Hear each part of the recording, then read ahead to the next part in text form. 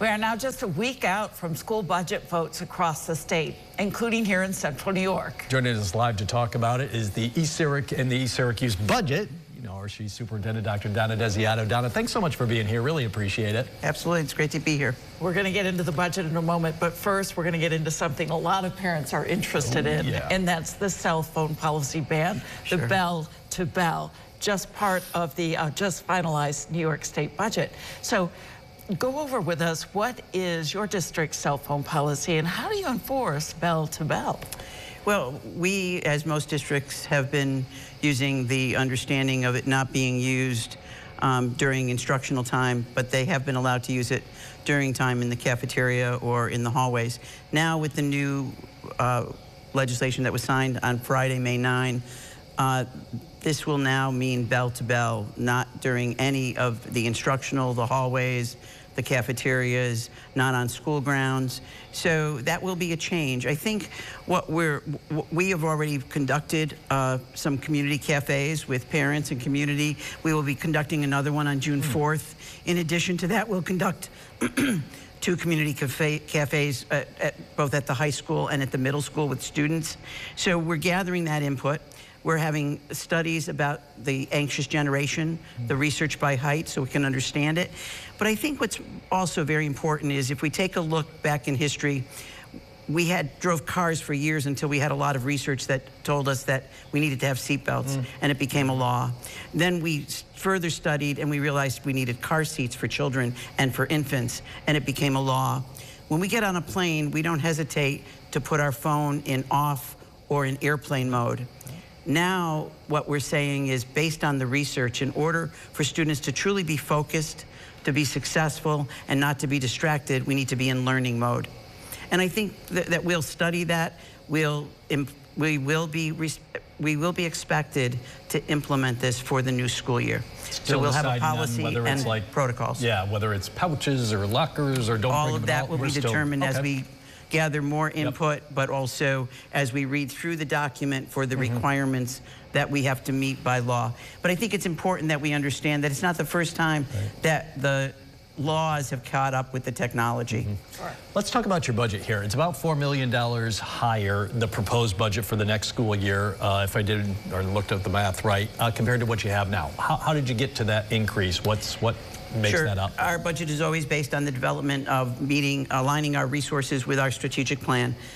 We are actually, every 5 years, we renew our strategic plan. We're in year 17, so we're in the 3rd year of the 4th iteration of our strategic plan. That guides us with all of the programming that goes on across the district and so many of the different aspects. For example, this year we created and developed and implemented the pathway for aviation.